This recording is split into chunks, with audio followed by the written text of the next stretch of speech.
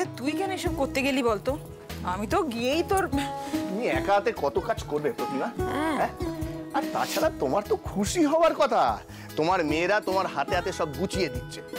ওদের এখন যা করার উচিত ওরা তাই করুক, আমি তাহলেই খুশি। আরে কি হলো, কোথায় উঠছো? কাজ আছে, উঠতে হবে না বাবা রে। সাবধানে। ছাড়ো, ব্যথা তো করবেই। এই থালা দে, আমি খাইয়ে দিই ওকে। কেন উঠছো মা? কি? আমি তো নিজের কাজ নিজেই করছি। আর ওই তুই খাবারটা এখানে আনলি কেন? আমি তো টেবিলে বসেই খেতে পারতাম।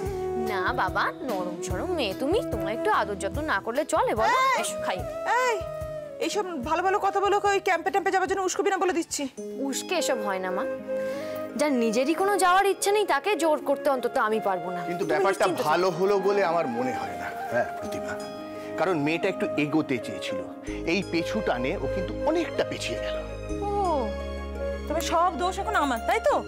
হ্যাঁ ঠিক আছে ঠিক আছে, আমার জন্য মেয়েরা এগোতে পারছে না, এই তো ঠিক আছে, খুব ভালো কথা। আমি সরে যাচ্ছি, খাওয়া তোর বোন খাওয়া চাই না। কি করছোটা কি? আবার লেগে যাবে। বসে লাগছেই তো।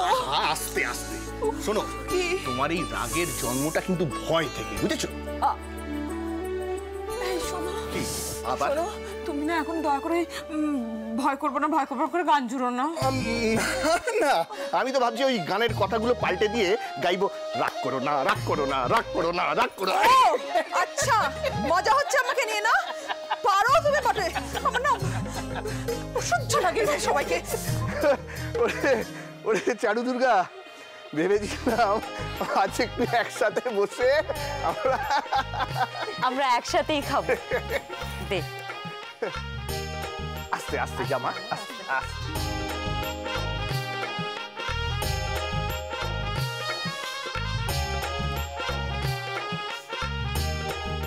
নাও,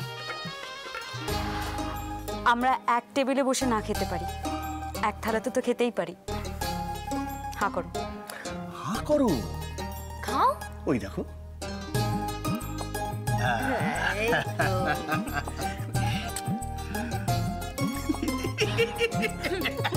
বাবা বাবা আমি। আর দ্বিতীয় কিন্তু আমি।